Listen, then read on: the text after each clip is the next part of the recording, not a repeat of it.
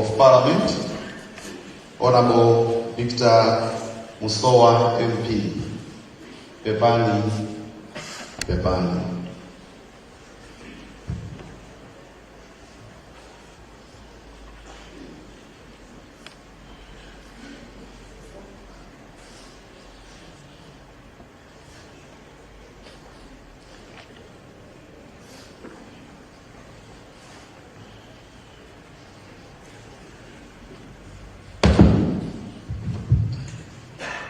Former President, Dr. Lazarus Mkatha Chakwera and Madam Monica Chakwera,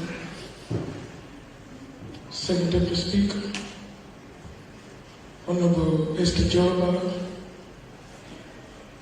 former Speakers of Parliament, Honorable John Kaganda here, and Honorable Catherine Kotanhara, Clerk of Parliament, Madam Fiona Kalemba, and management of Parliament, leaders of political parties, of UTF is here, and all political parties, the family, represented by Mr. Kalande, the spouse, and all children here. I am delivering a speech of a friend I first met when he worked for Deloitte in Blantyre, a friend who inspired me most, a friend who I joined Parliament together in 2014, delivering such an eulogy to such a friend who always valued people. That is, Mandali Sokazombo was a people person. You can hear it from his family, you can hear the somber mood in the church. Seeing every one of you here, seeing the Kamoso family here, seeing the Kazomo family, the Pepo family here, it is a testimony of who a great person we've gathered here. But I've been asked to represent Malawi Parliament. A noble duty I would like to appreciate and cherish. As you all know, the Mandali Sokazombo you knew in the political scenes at the Malawi Congress Party, in the constituency in Kasungu, is actually the same Mandali Sokazombo we enjoyed at Parliament. He joined Parliament in 2014. For the term 2014 to 2019, the gentleman lying here visited almost every district in Malawi. You see him driving past your village, going to attend a funeral of someone he never knew. It was him, it was his making. He wanted to live a story, and that's why we're sharing that story today. The staff of Parliament enjoyed his company. He had an office that everybody loved to visit. His working relationship with the former Speaker, Madam Catherine Kotanhara, was a big testimony to what is required of the Speaker of Parliament and the First Deputy Speaker of Parliament. We enjoyed seeing them smiling and laughing together. Today we stand and sit here listening to such a story. A story of a young leader gone too soon, leaving a small family that needed it most. But as Parliament, we learned a lot of things from your dad. We just want you to be assured that the office your dad was sitting, he recommended that I should also sit in there. He was a man that called me for dinner and said, my brother, that's how he used to speak. My brother, go and compete. Go and sit in my office. When I won, he called me to say, congratulations. You need to take me to Mlanjipale. He was a man who never saw political parties. He saw people as people. He respected everyone failing today and failing to develop is because of the divisions of our political parties. Instead of seeing a Malawian, we see a political color. This has delayed us. Kazombo did not see that. Even when TPP were crying, after I lost my mom, Fred Kazombo was there. And when he was given a speech to speak amongst the TPP cadets, he said, I am a supporter of Malawi Congress Party amongst the TPP. He was never ashamed to tell the world what he supported. He was a leader worth taking examples from. As we celebrate his young life, I would like to continue and finish in Chichero. Palibe chomwe Kazombo sana pange umalawi gumu chimene chinamuleteresa kulipaga awine UMP. Pena ife apungu wa nyumba ya malamulo timazifusa mafuso kuti kodi Malawi amafuna MP wanti wachi. Palibe chimene Kaza ngati kuna lazima ya chali chafuna kupika chimpoto chachikulu amanyamwali Kazombo. Ngati kuna ali anthu afuna role yoyamba ikali ya Kazombo. Ngati kuna ali anthu afuna cement kuti amange kachisi, the first 50 bags of cement came from him. Ngati kuna ali munthu amene anamwalira ku Lilongwe ku Blantyre afuna kayikidwa ku Kasungu East kwa Kapyanga, he was the first person to provide that support. When we heard he has lost just an election because of a vote, if anzake andale timalira kodi ndi ntchito ya mtundu wa chimene timakwira imene sichita appreciate ntchito zabwino. Madaso Kazombo amakumba manda kugwera kuzenjera manda kumakumba. Former president Muliapa Madaso Kazombo anali munthu amene anacheza ndi wina aliyense munotu wa former president mwabwera tuna za boma za TPP zili muno osati chifukwa chotafuna azangotiona koma chifukwa Kazombo was a friend to all. If you were to give Kazombo a befitting speech, Kazombo has left a legacy. Nkumada bwandi tukudi kudi pungu wa nyumba ya malamulo adala kwa chana apa kailo tukwanidwa lero Kazombo wa mwalina. So we sit here and share his story. Malawians tipozile kumuthokoza munthu adagali moyo.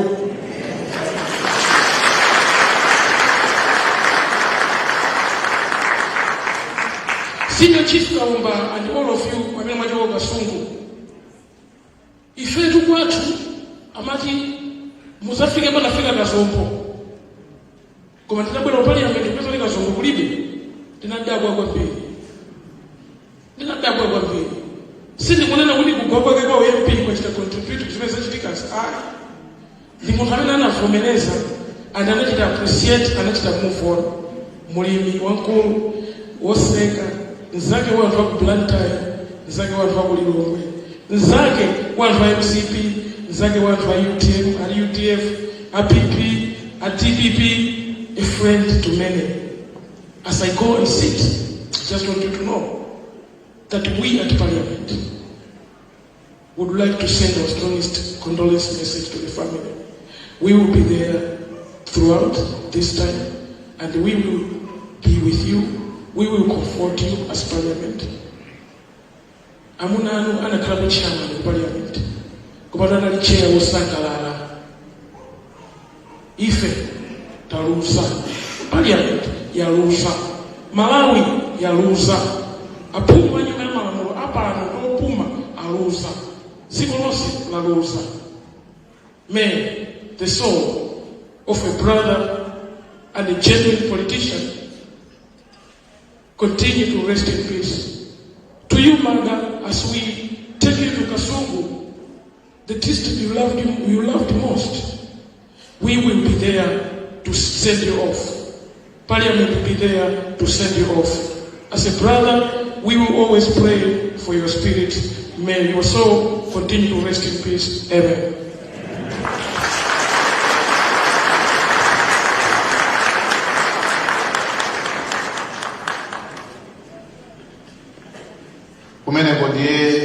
kufika kwa First Deputy Speaker of Parliament, Honorable Victor Musowa MP.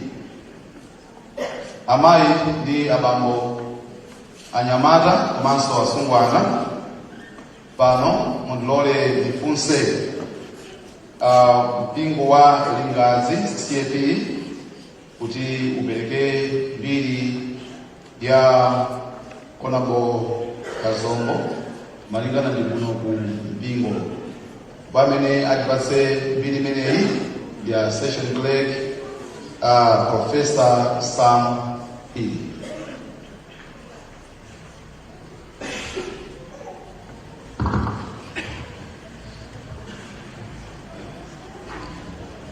Allow me to ride over all the salutations that have been done from the speakers and mainly from mlemi wa Mpando President.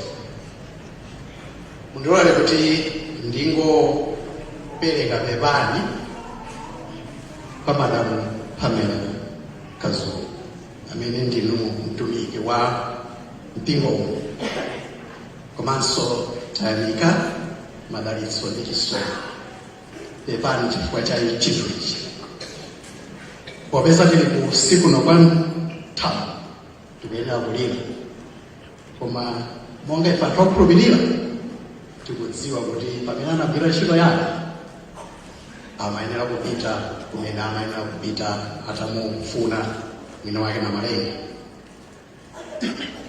Ndingopereka sotopani kwa the 65th President Dr. Makate Chakwera, His Excellency, and Madam Monica Chakwera.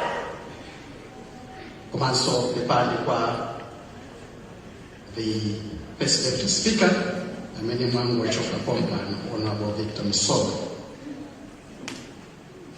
Pepani Vice Moderator wa CCAP Nkoma Synod, Bosa Hamilton Yasin-Gama, komanso abosa onse amene muli pano ndi Mayi Musa.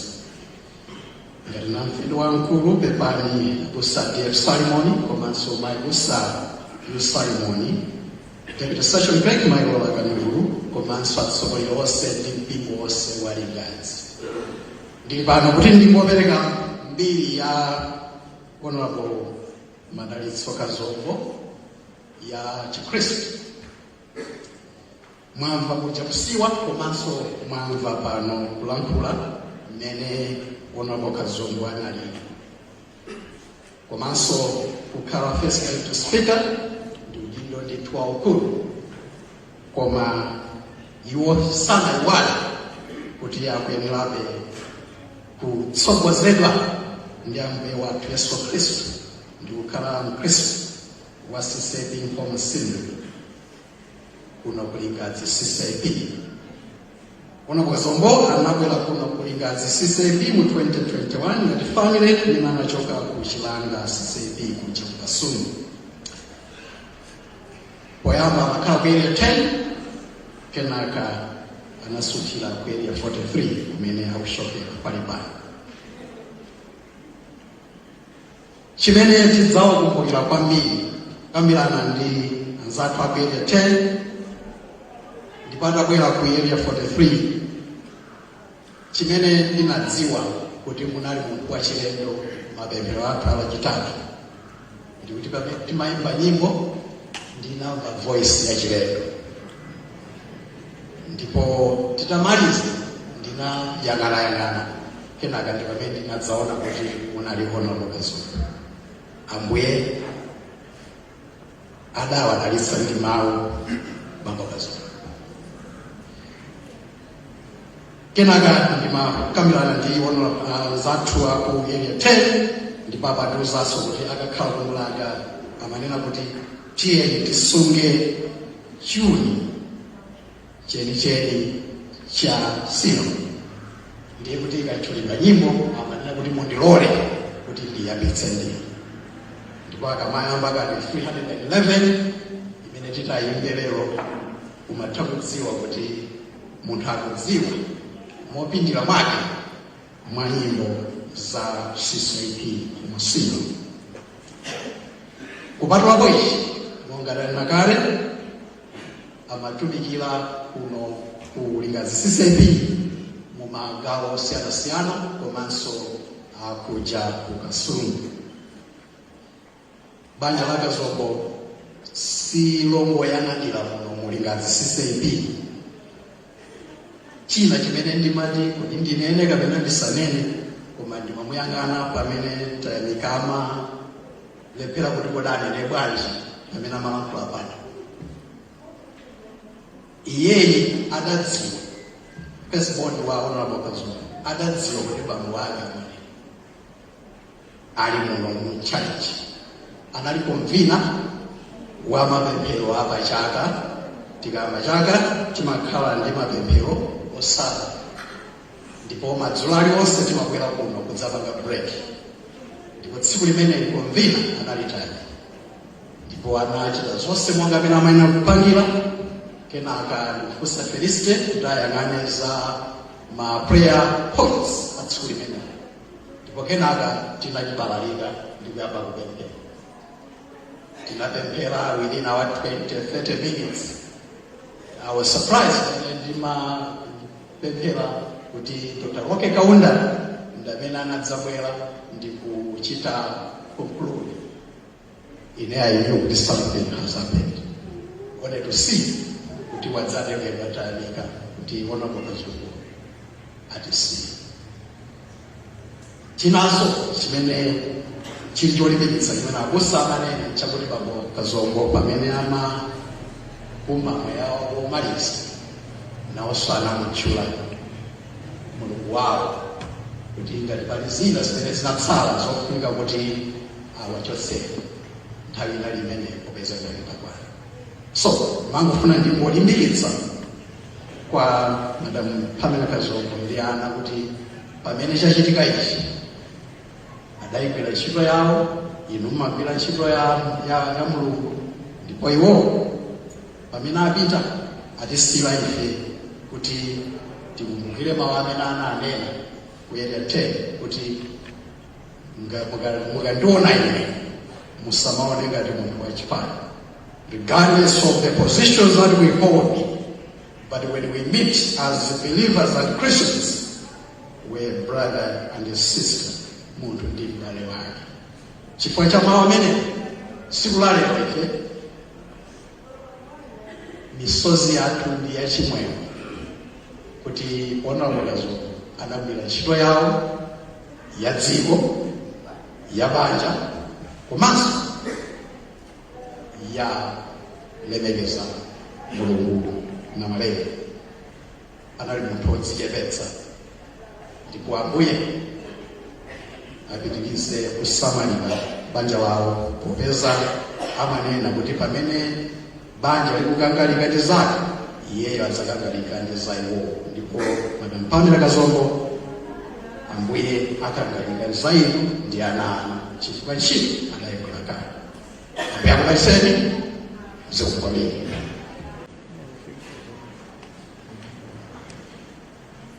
Pepani kwambiri pamene adzatimalizira magawo azolankhula zonse ndiye mtsogoleri wa CCAP koma sinodi wachiwiri abusa Hamilton Yasini Kama. Pepani mtsogoleri.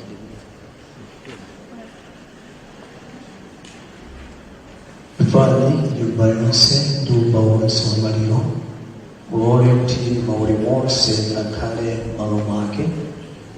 Ndayima pano malo mwa sinodi komanso mtsogoleri wathu Moderator Apostle Nyasulu amene tinene wakhala nawo koma pantchito zina amene otiwakhala nawo kuja ku Kasungu. Mawu athu monga sinodi ndi awa: olemekezeka Kazombo anali Mkhristu wathu wodzipereka. Kudzipereka pamweso kumene sitingathe kufotokozera muno, koma chitsanzo chabwino ndi chimenechi kupezeka nawo kumulanga. Mulanga ni mapemphero ochepa, koma kupezeka kumeneko ndi chizindikiro chakudzipereka kwawo. Pamwamba pa chimenechi ndi muntu amene amakwanitsa kupanga strike the balance between his position komanso dindo wake kumpingo. Tivomereze kuti tinawo wena amene akapita kundale amapitiratu ni moyo wauzimu mapita mkuta. Koma chisomo tiyamike kwambiri kuti iwowa amatumikira mbali zonse tiona kuti tili ndi munthu amene ndidalitso lathu. Sinodi ndi presbytery ikupempha tonsefe kutengerapo chitsanzo pa moyo wawo.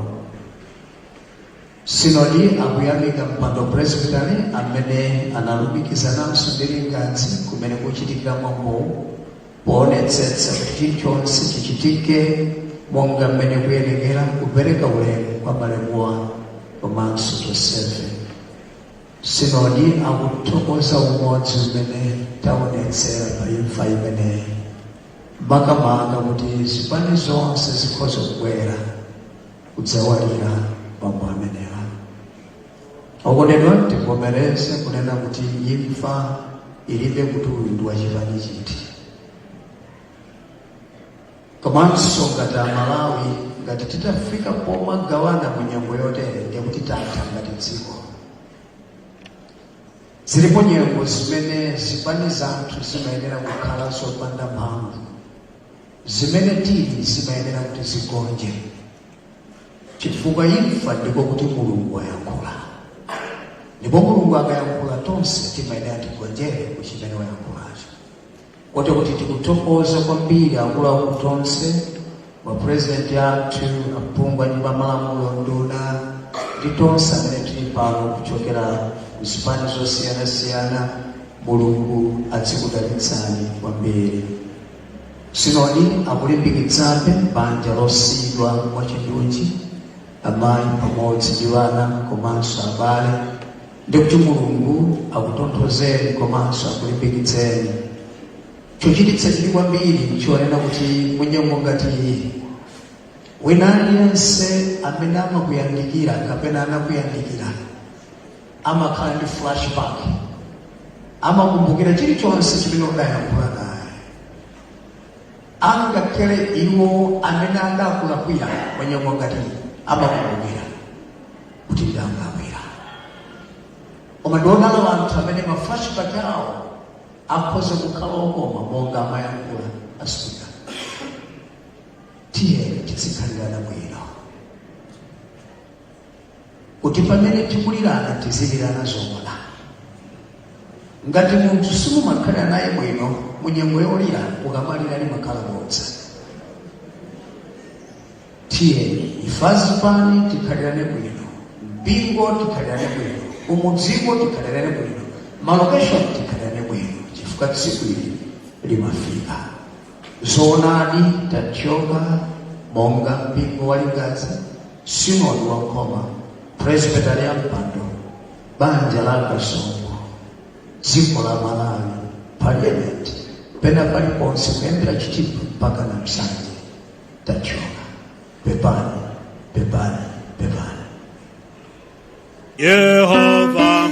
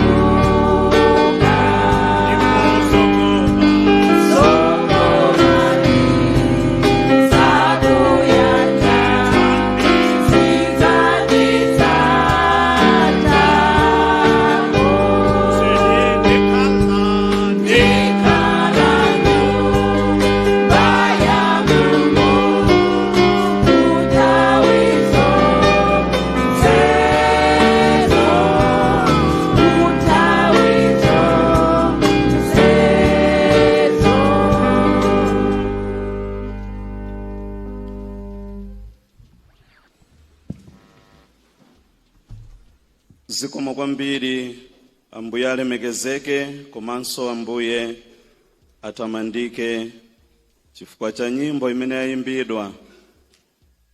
Pepani akhale malo mwake monga ayemusi athu anapereka kale. Tiyeni tipemphere. Mulungu wamphamvu zonse, Atate wathu amene munatilenga ife m'chifanizo chanu, mutipatsa mwayi okhala m'dziko lapansi mwa nyengo zimene munatiyikira. Tikukuyamikani komanso kuthokozani makamaka chifukwa cha nyengo iyi imene mwalola itifikire pakati pathu ngati dziko la Malawi. Tikunena mawu othokoza popeza mwa mawu anu matiuza kuti mu zonse tikuyamikeni, chifukwa ichi ndi chifuniro cha Mulungu mwa Khristu Yesu. Mumapereka nthawi pa munthu, mumapereka nyengo yokhalira m'dziko lapansi, monga Yobu analankhula, wobadwa mwa mkazi ndi wa masiku owerengeka, akhuta mavuto nathawa ngati mthunzi. Ndipo pa 14 verse yake namba 5 mwamulembera malire kuti asabzolepo. Tikudziwa Mulungu wamphamvu zonse, munthu ina aliyense ali ndi nthawi yokhalira m'dziko lapansi, ali ndi ake, ndipo tikafika pa malirepo palibe munthu amene akhoza kudutsa. Chifukwa chake Mulungu wamphamvu zonse, mulankhule nafe mwa mawu anu tsopano ndi kutonthoza miyoyo yathu. Tonsefe Mulungu wamphamvu tilibe mphamvu, koma chiyembekezo chathu chikhala pa inu. Muchite nafe Yehova ndi kutilankhula, titelo mu dzina la mphamvu la Yesu Khristu Ambuye wathu tapemphera. Amen. Okondedwa, pamene tili pa send off ya olemekezeka akazombo, Mulungu alankhula nafe mwa mawu yawo amene akupezeka mu nkalata ya Paulo mtumwi yolembera kwa Efeso. Aefeso mutu namba 1, tiyamba kuwerenga vesi yake ya namba 3 mpaka na vesi yake ya namba 14. Ali mawu amene akutitsogolera pamenepo madalitso a Mulungu mwa Yesu Khristu mpulumutsi wathu ndi mutu wa Eklesia. Verse number 3. Wolemekezeka Mulungu ndi Atate wa Ambuye wathu Yesu Khristu, amene anatidalitsa ife ndi dalitso lonse la mzimu mzakumwamba mwa Khristu, monga anatisankha ife mwa Iye lisanakhazikike dziko lapansi, tikhale ife oyera mtima ndi opanda chilema pamaso pake mchikondi. Anatikonzeratu tikalandiridwe ngati ana a Iye yekha mwa Yesu Khristu, monga umo kudamukomera chifuniro chake, kuti uyamikidwe ulemerero wa chisomo chake chimene anatichitira ife kwa ufulu mwa okondedwayo. Tili ndi maomboledwe mwa mwazi wake, chikhululukiro cha zochimwa monga mwakulemera kwa chisomo chake, chimene anatichulukitsira ife mu nzeru zonse ndi chisamaliro. Anatizindikiritsa ife chinsinsi cha chifuniro chake, monga kudamkomera ndi monga anatsimikiza mtima kale mwa Iye, kuti pa makonzedwe amakwaniridwe anyengozo akasonkhanitse pamodzi mu zonse mwa Iye, zakumwamba ndi zapadziko. Mwa Iye tinayesedwa cholowa chake, popeza tinakonzekeratu monga mwa chitsimikizo mtima cha Iye wakuchita zonse monga mwa uphungu wa chifuniro chake. Kwa ife amene tinakhulupirira Khristu kale, tikayamikitse ulemerero wake.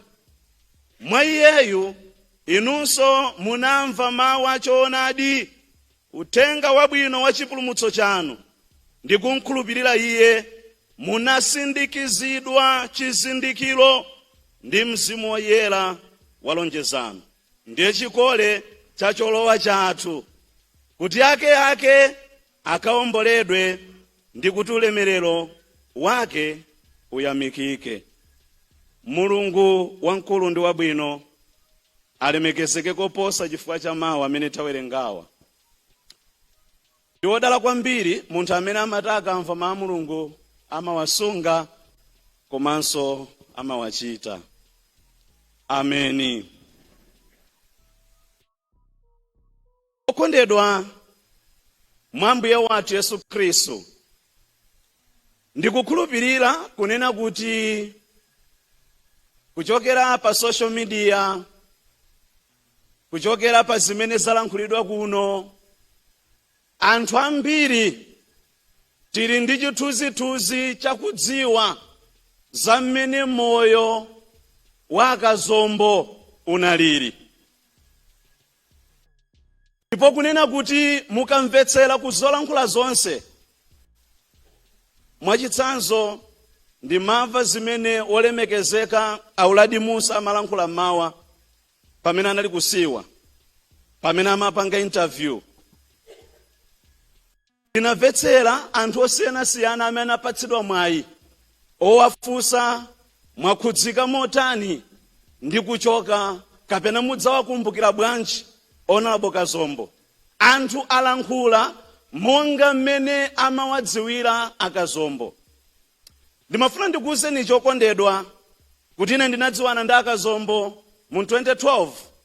Kanthawi kena ndimapita kuzomba ku skulu ndikutumikira ku Nthawira CCP. Ndinayima pakasungu ndi pamene ananditengera tidende alimodzi mpaka nokandisiya pa Chingeni pamene ndimapita ku skulu. Ndikhoza kugwirizana ndi ena onse amene alankhula kuti wolemekezeka akazombo anali munthu wachikhalidwe. Anali munthu amene amacheza ndi wina aliyense. Ngakhale asadakhale MP, ndiye kuti amakwanitsa ngakhale kuthandiza anthu ena. Sikuti chifukwa choti anali MP nchifukwa chake amathandiza, koma kuti adabadwa ndi chikhalidwe cha umunthu. Haleluya. Ndimafuna nene posachedwa pompa, tinali ndi maliro amene tinakayika ku 18. Panali pa 15 December pamene ndinalankhula nawo komaliza nandipatsanso phone number yawo. Tinali ndi maliro ku Katate CCP amene amakhudza amaigadi, kuchoka kwa amaigadi. Wolemekezeka monga munthu amene amadziwa za mtundu wake, amadziwa za kulimbikitsa chibale. Tinali limodzi ku maliro, ndinalankhula nawo komaliza nandifunsa funso limenelo limakhudzana ndi sinodi yathu, limene sindifotokozera. Koma chimene amandifunsacho chimaonetsa kunena kuti ndi munthu amene mpingo wathu amaufunira zabwino. Haleluya. Sindinena funso limenelo, koma ndingofuna ndikuwuzeni kuti wolemekezeka akazombo amakwanitsa kulankhula ndi anthu wosiyanasiyana. Anali munthu wofunira ngakhale mpingo zabwino. Ndimaonera mmene kanthawi kena, even the way mmene amapangira promote chipani cha MCP, ndimamvetsera kuti maodio tina timene anthu anatumiza zitangomveka kwa zakumwalira kwawo. Andi mukhoza kudziwa ngati chipani ndi kukhulupirira osati kuti, koma kuti chatayanso munthu ofunikira kwambiri amene amalimbikitsa chipanicho kuti chikhoza kupita chitsogolo. Haleluya. Iyi ndi losi yayikulu ku chipani cha Malawi Congress Party. Kondedwa, kuchokera mu ndime imene tawerenga Aefeso chapter chake cha number 1, ndimafuna tigawane pa mutu uwu pakufunikira wina aliyense wa ife akhale nako kuzindikira, azindikire zakudala kumene ali nako. Mmoyo uno tikamakhala ifeyo ngati anthu, pakufunikira titazindikira zakudala kumene tili nako. Okondedwa, ndimati nditayamba ndinuyo moyo wanu, nditakufunsani kuti pamene mwalowa mu chaka cha 2026 mukaona kuchokera pamene munabadwa kufikira panopa inuyo muli monga mmene mulili, nditakufunsani zakudala kumene muli nako ndikutiko, ndinodala bwanji inuyo? Mukhoza kufotokoza chiyani zokhudzana ndi kudala kwanu? Ndikukhulupirira kuti aliyense wa ife ali ndi mayankho amene akhoza kupereka kuti ine ndinodala mu njira izi. Kabwera ku chipani kapena ku mpingo kapena ku dziko, kodi ifeyo ngati Amalawi ndife anthu odala motani?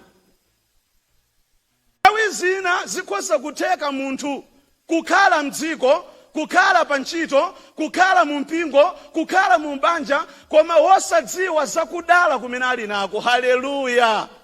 Ndifukwa chake ndifuna ndikambe kunena kuti inu ndine tikamakhala mmoyo uno tizizindikira zakudala kumene tili nako. Tikakhala ku chipani tidziwe zakudala kumene tili nako. Ndife anthu odala bwanji mchipanimo? Tikakhala mdziko tidziwe zakudala kumene tili nako. Funso lakuti kodi ife ngati Amalawi ndife anthu odala mtundu wanji? Alipo tu anthu amene dziko lathu la Malawi salifunira zabwino. Alipo anthu amene zolankhula zawo ndi zongotemberera dziko la Malawi. M'malo mwa kulengeza mdalitso, m'malo mwa kunena zakudala kumene tili nako, palibe chimene amaona chokhudzana ndi dziko la Malawi. Ndimafuna nene, okondedwa, dziko lathu ndi lodala. Okondedwa, inuyo mukamakhala mudzidziwa ndinu munthu wodala. Aliyense wa ife kaya amene ali ku chipani anene kudziwa kuti ndi munthu wodala. Haleluya! Inu ndinu odala motani?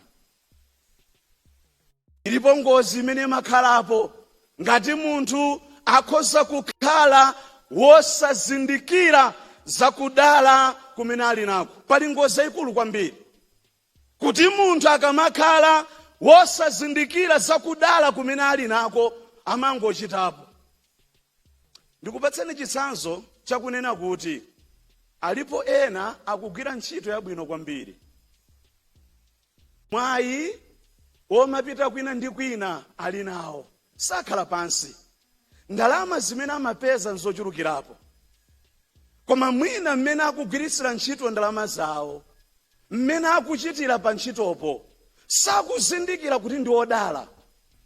Akusemphana ndi dalitso limene Mulungu adalika pa moyo wawo. Nthawi zina munthu ukhoza kukhala pa mpingo nkumapemphera koma sakudziwa zakudala kumene ali nako. Ndimati nene, okondedwa, alipo akhristu amene timapemphera nawo sakudziwa zakudala kumene ali nako. Ndifukwa chani ndikamba zimenezi? Alipo ena ndi ana a Mulungu, alipo ena Mulungu adawayitana, koma zochitika zawo sakuonetsa zakuti ndi ana a Mulungu. Akuchitabe monga anthu akudziko, ali kuyenda ndi dziko, machitidwe yawo sabwino ndi machitidwe olakwika. Okondedwa, inuyo dala kwanu kuli pati? Pakufunikira aliyense wa ife atazindikira zakudala kumene ali nako. Nthawi zina mu mpingo kapena ku chipani timakhala ndi anthu amene amatha kukonda chipanicho, amene amatha kukonda mpingowo, amene amasapota mpingowo, amene amasapota chipanicho, koma mwina sitizindikira kuti kupezeka kwawo ndi dalitso lalikulu, ndipo kuti ife ndife anthu odala sitimazindikira. Mwina timadzazindikira mochedwa kuti uyu anali thandizo pakati pathu. Haleluya! Timadzazindikira mochedwa. Ndipo ena lero lina akupanga regret. Tidali ndakuti pamudzi pathu, amatipatsa mwayi woti tikhoza kupita ku sukulu, amatipatsa mwayi woti tikhoza kusankha kosina yake tichite, koma ife dachita chibwana, sitilabadire, sidatsatire zimene. Zolo lino tikuvutika chifukwa kuti sitidatsatire zimene tinene kuchita. Kudala kumene anali nako samakuzindikira. Okondedwa, ndifuna ndikambe ndi ananu lisadakwane tsiku monga limene lafikira bambo wathu abambo Kazombo. Tinenera aliyense wa ife, ndikamba ndi wina aliyense amene ali muno, tikamakhala okondedwa pakufunika tizindikire zakudala kumene tili nako. Malingana ndi kalata iyi, Paulo akuonetsera amaphunzitsa ndi kualimbikitsa akhristu aku Efeso azindikire zakudala kumene ali nako mwa Khristu Yesu Ambuye wathu. Mwanjira ina amanena kuti kodi pamene iwowo akhala mwa Yesu akhala anthu odalitsika mwa mtundu wanji? Ndikudala kuti kumene ali nako chifukwa chakubwera kwa mpulumutsi wathu Yesu Khristu. Ndi amawauza zinthu zakuti aonetsetsa ali kusamalira. Choyambirira anali kuwauza adziwe akamakhala kuti Mulungu adawasankha. Haleluya. Amakamba zakusankhika kwawo. Mukawerengapo pa vesi yake number 3. Efeso chapter 1 vesi yake number 3 ndi 4. Wolemekezeka ndi Mulungu Ambuye wathu Yesu Khristu amene anatidalitsa ife ndalitso lonse la mzimu nzakumwamba mwa Khristu, monga anatisankha ife mwa Iye. Anali kuwauza kudala kumene ali nako mwa Khristu Yesu, anenera kuzindikira kuti Mulungu adawasankha. Ndimafuna ndilengeze okondedwa kwa wina aliyense wa inu ndine lero tizindikire zakudala kumene tili nako. Kukhala ku Malawi kuno, Mulungu anatisankha tibadwire ku Malawi, tichedwe a Malawi, titumikire dziko la Malawi, titumikire mipingo imene ili Malawi. Mulungu anatisankha. Funso ndilo, pena paliponse pamene Mulungu atiyikapo, kodi tikuonetsa kuti ndife anthu osankhika? Haleluya. Ndikufunsa inuyo, ena inu machita business, kodi mkatikati mwakutumikira mwakuchita business yanu, kodi mukuonetsa kuti ndinu anthu osankhika? Mkatikati mochita ndale zanu chifukwa tizinena chilungamo. Munthu amene anapereka moyo wake kwa Yesu akamachita ndale asamapsinja anzake. Halo. Mulipo ena muli mchipani ndinu anthu opsinja anzanu. You are no longer a blessing to that party, koma ndinu chipsinjo. Chifukwa simukuzindikira zakudala kwanu. Ena inu anzana akafuna otukuka pa business mumayesera kuapondereza asapite patsogolo. Molomoti mudakapanga promote ngati munthu amene mudasankhika, ngati ndinu osankhika munene kuapanga anthu ena azipita patsogolo. Mwina nkutheka inu mukupondereza anthu ena. Ndimafuna nene munthu osankhika sapondereza anthu ena. Haleluya. Chifukwa iyeyo amakhala mdalitso. Munthu osankhikayo amakhala mdalitso. Sindikudziwa inuyo kodi mukuonetsadi kuti ndinu anthu osankhika? Ena anu ndinu mabwana, mukutsogolera anthu ena, koma kuti mupereke mpata kwa majuniors anu apite kwina ndi kwina, alipo amene mankonda kuposa ena onse. Munthu mmodzimodzi kumangopita kuma workshop kaya ndikuti kuma training kaya ndiku munthu mmodzimodzi. Alipo ena amene akuswekera kuti ataonapo inuyo ndinu ndalitso. Haleluya. Ndikukamba zakusankhika. Dalitso timeti na dalitso number 1 mukamapita pamene tuperekeza bambo wathu bambo Kazombo. Dalitso number 1 limene tili nalo mwa Khristu Yesu ndi kuti Mulungu anatisankha. God has chosen you. And pokusankhani Mulungu has got a purpose. Afuna inu mukwanitse cholinga chimene Mulungu adakusankhirani. Mukamawerenga mawu Mulungu ku Yohane chapter 15 verse yake number 16, Ambuye Yesu amalankhula motere. Akuti inu simunandisankha ine, koma ine ndinakusankhani inu, ndipo ndinakuyikani kuti mukamuke ndi kubala chipatso, ndi kuti chipatso chanu chikhale. Haleluya. Mulungu watiyika mdziko la Malawi tibale chipatso. Tilipange dzikoli lipindule, tilipange dzikoli liyende bwinobwino. Ndimafuna nene amene tili ku church, Mulungu afuna moyo wauzimu wa dziko la Malawi ukozedwe because of us. Osati apotoze ndi kuwasokoneza wanthu. Amene tili ku ndale, Mulungu afuna tione za good governance. Titsogolere bwino dzikoli. Nchimene Mulungu adatisankhira nkutika ku ndaleko. Mulungu safuna tiononge zinthu, tipangitse kuti zinthu molomo pita patsogolo zidzilowerebe pansi ndi ngozi yayikulu imeneyo. Tikatere tukanika kuonetsa kuti ndife anthu osankhika. Anthu osankhika a Mulungu, amene Mulungu adasankha, amakwaniritsa cholinga chake cha Mulungu. Haleluya. Tangu afusana neba mukwaniritsa cholinga chake cha Mulungu. Tangu afusana neba. Ngati simukwaniritsa cholinga chake cha Mulungu, muli pa ngozi yayikulu. Ndiye kuti kusankhika kwanu simukukudziwa. Tinenera kukwaniritsa cholinga cha Mulungu. Chimene Mulungu anatiyikira ndi chiyani? Chimene Mulungu akufuna pa moyo wathu ndi chiyani? Akuti ifeyo tikaonetsere kuyera mtima kwathu, tikaonetsere moyo woopa uchimo. Mulungu afuna ifeyo tikhale anthu amene tikhoze kuonetsera moyo wachiyero. Haleluya. Mulungu adatisankha ife, Mulungu adandisankha ine, Mulungu adakusankhani. Even kukhala ku business kuja, business, any sort of business when machita, Mulungu ali ndi cholinga. Mulungu afuna muthandizire dziko la Malawi lipite patsogolo.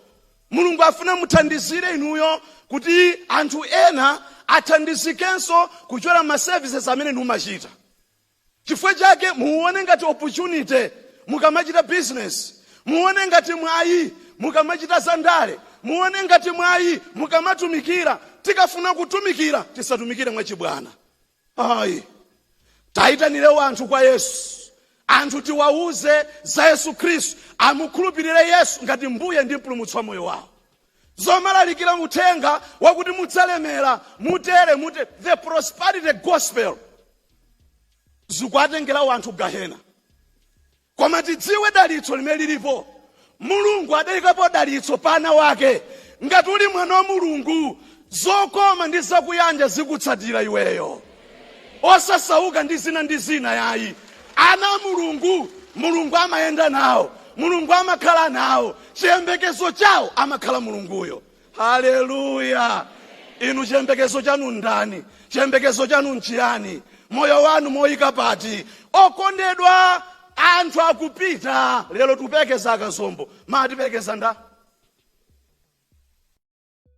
Ena mukapita kuchipani, mkukalowa nchamutu kuchipaniko. Kumayiwala zoti kumwamba kuli Mulungu. I want to tell you, I'm preaching today because Honorable Kazombo was coming here, was worshiping God in this church. Adadziwa Mulungu adayika kuno ndi cholinga. Osati achite zandale zokha koma kuti azimpembedzanso Mulungu. Haleluya. Kapita kumudzi kwawo amathandiza ngakhale machalichi. Moti kumeneko kulikulira kwa kukulu. Ife mwina tikhoza kulira kwa mpang'ono, koma kumeneko kulikulira. Chifukwa amathandiza. Amadziwa kuti Mulungu anawasankha, ayenera kutumikira wanthu monga mene kufunikira. Okondedwa, zikuswekera inu ndine tidziwe kuti Mulungu anatisankha. Mukapita kwa Kolose chapter 3 verse number 12, akuti valani monga osankhika a Mulungu, mukuyera mtima konse ndi chifatso, ndi kulolerana wina ndi mnzake, ndi kusamalitsa kusunga umodzi wanu. Valani monga osankhika a Mulungu. Mulungu anatisankha, machidwe athu tionetse ndife anthu osankhika. Chachiwiri, kudala kumene tili nako ndikunena kuti Mulungu anatilandira kulowa m'banja lake. We have been adopted into God's family. Adoption. Mukaona pa verse yake ya nambala 5. Verse 5 ikuti anatikonzeratu kuti tikalandiridwe ngati ana aiyeyeka mwa Yesu Kristu, monga umo kunakomera chifuniro chake. Okondedwa, kudala kumene tili nako, kudala kumene ine ndili nako, kudala kumene niyo muli nako, ndikuti Mulungu adakulandirani, adalola Mulungu mukhale m'banja lake. Auze na neba Mulungu adalola kuti mukhale m'banja lake. Tauze na neba. Ndiye mafuse muli m'banja adi limene, muli m'banja adi limene, muli m'banja limene la Mulungu li. kapena mdatulukamo. Nthawi zina wina akhozopatsidwa mwayi okhala m'banja, koma zochitika ndi m'banjamo sizigwirizana. Hallelujah.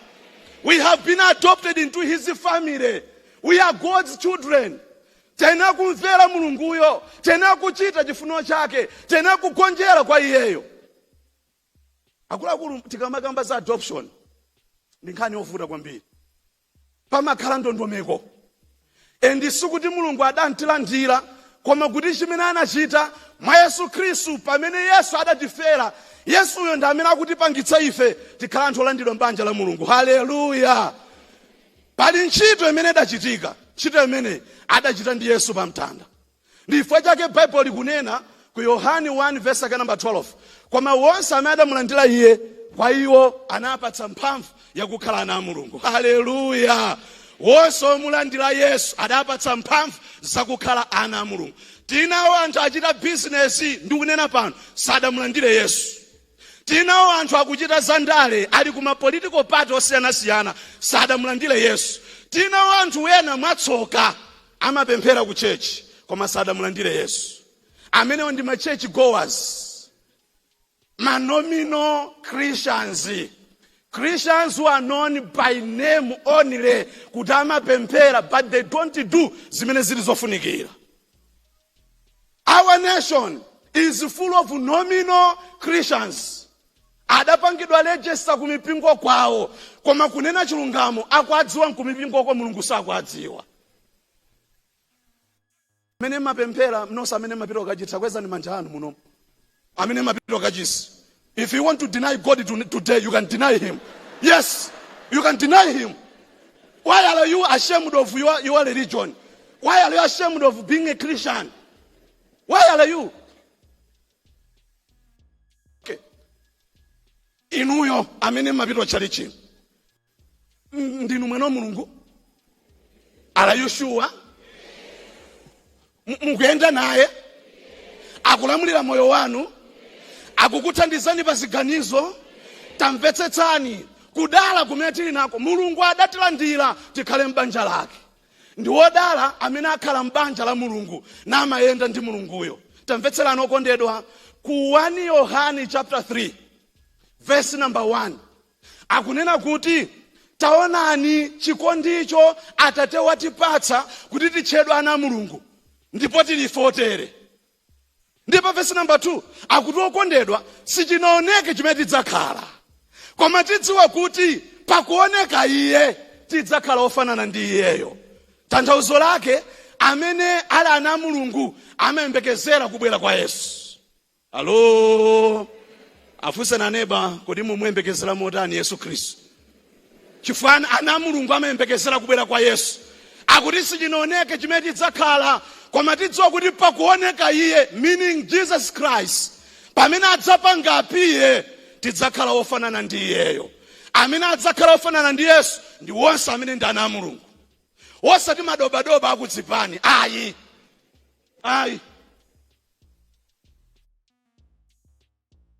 Osati mahule akudzipani. Ayi. I'm using this terminology because anthu ena amachoka chipani ichi kumapita chipani ichi. Achoka chipani chupita uku anthu osakhazikika. Koma mafuna nene alipo anthu ochikonda chipani. Aliponso anthu amene amaukonda ine mafuna nene. Alipo ena mu CCP mwathu muno adayamba CCP adzafa mu CCP chifukwa iwo adatsimikizika mtima ngakhale kupemphera ku CCP ndikamukhulupirira Yesu mkalo wakumwamba. Si mpingo amene ukapulumutse munthu. Ayi. Alipo anthu osakhazikika. Ana a mulungu amakhala anthu okhazikika. Tikhale ndi chiyembekezo pa Yesu Khristu ndipo tidzipereke kwa iyeyo kuti mulungu atumikire miyoyo yathu. Chachitatu, mulungu anatiwombola. We have been redeemed. God has redeemed us. Verse number 7, it is talking about redemption. We have been redeemed through his blood. Kote kuti Yesu Khristu adatiwombola ifeyo tikamakhala okondedwa. Inu ndine tidziwe sindine munthu wamba, ndine munthu owomboledwa ndi Yesu Khristu. Hallelujah. Okondedwa ndine owomboledwa inu. Pena paliponse pamene mukhale muonetse kuti ndinu munthu owomboledwa. munthu womboledwayo amadalira mwazi wa Yesu Khristu, amakonzedwa ndi mwazi wa Yesu Khristu, amadziwa chimene Yesu Khristu adachita pa mtanda, ndi amadziwa sindine munthu wamba. Ayi, ndinacho chipambano mwa Yesu. Ambuye Yesu adandiwombola, Ambuye Yesu adandifera, Yesu Khristu adakhetsa mwazi wake pa ine. Chifukwa chake tikuyenera kuzindikira ndife anthu owomboledwa. Pa Yohane 3 nkhani yakuwomboledwayo imakambidwanso.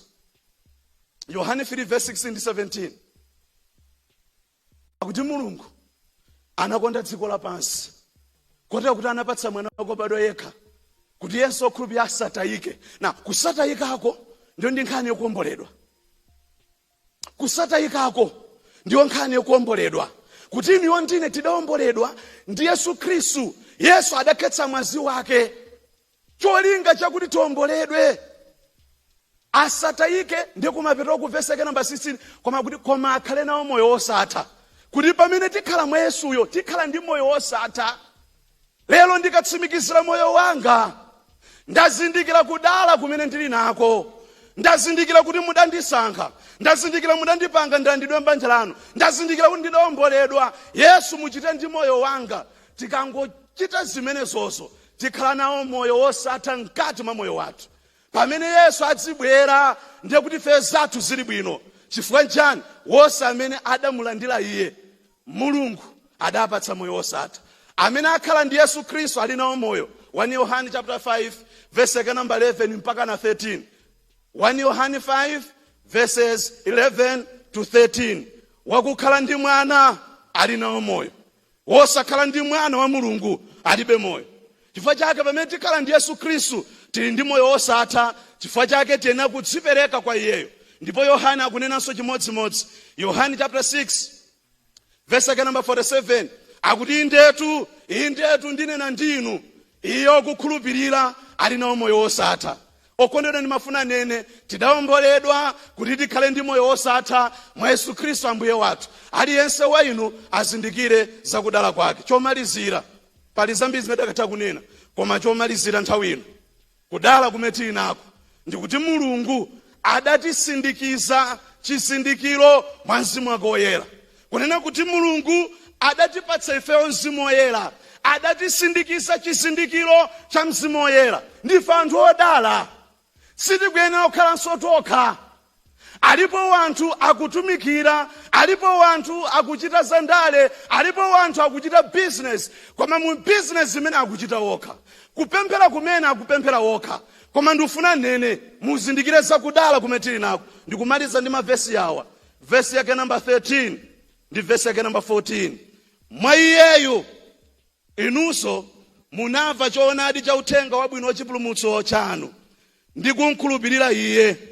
Munasindikizidwa chizindikiro ndi Mzimu woyera wolonjezano. Ndiye chikole cha cholowa chathu kuti ake akawomboledwe ndi kuti ulemerero wake uyamikike. Haleluya. Kudala kumene tinako okondedwa ndikuti Mulungu adatisindikiza chizindikiro cha Mzimu woyera.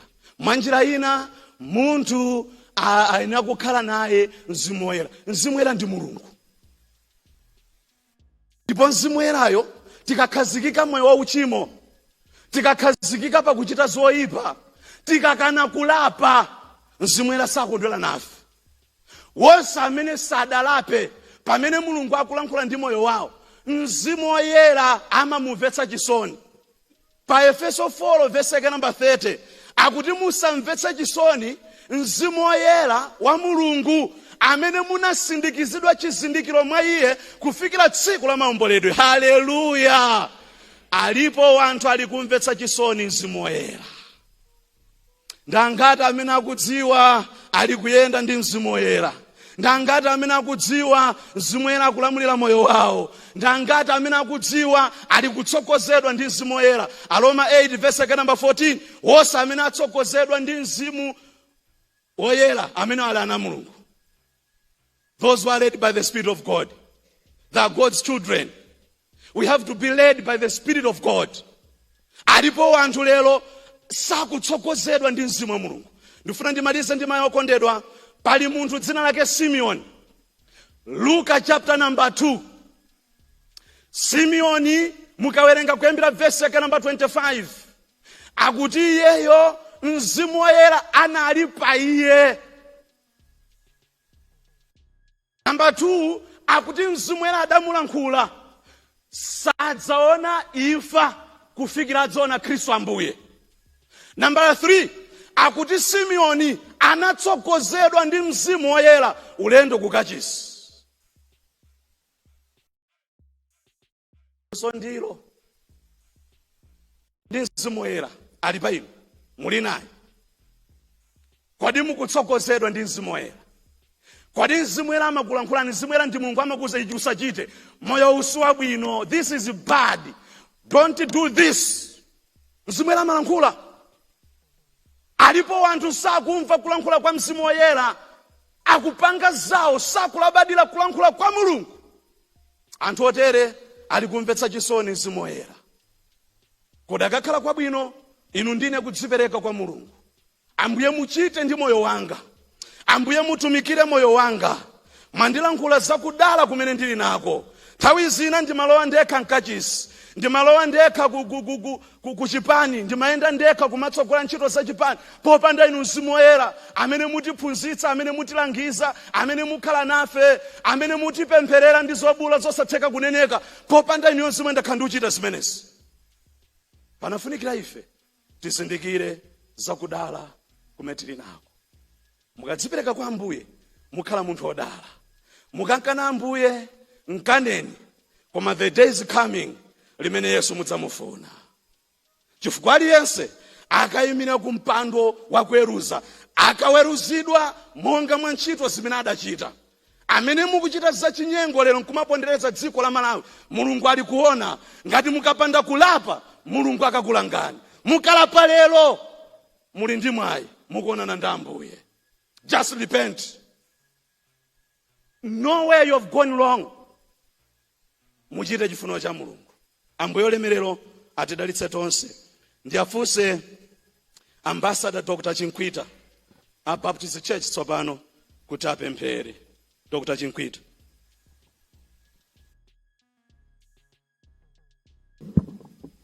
Tiye tipemphere. Mulungu wathu mwayankhula nafe kupyolera mu ulendo umene ali kulalika kotsiriza Honorable Madalitso Kazombo Senior. Uku ndikuyankhula kwake fa nyumba ino ndimene yankapezekamo. Atiyankhula kupyolera maumboni ambiri achitika malo ano pa moyo wake wa tsiku ndi tsiku, kandi kumudzi kandi kuchipani, kuti amatsogoza inu ndi ufumu wanu kuti mukakhale oyamba, zina zonse zikatsatire. N'chifukwa chake Mulungu wathu ndikupemphera kuti wina aliyense amene amva mawu awa lero lino pansi pa moyo wake akangonena kuti Ambuye ndithandizeni. Chifukwa inu Mulungu mulibe tsankho, muli yemweyo dzulo lero nthawi zonse. Ndi mwayi wapadera mwatipatsa monga dziko kuti tikamve ulaliki umene wotsiriza malo ano amene adakonda Iye pokutumikira anu, adayika inu kukhala woyamba pa moyo wake. Ike Mulungu Mzimu Woyera kalisowetseni mtendere mpaka titakonza miyoyo yathu kuti tsiku ngati lotere tikatipezanso ife tikakhale tili okonzeka. Dalitsani mtumiki wanu amene mwamugwiritsa ntchito kutumikira pakati pathu. Kaloleni mawu anu asabwerere pachabe, kuti akakwaniritsidwe kuyambira tsopano ndi nthawi zonse. Tapemphera. Amen.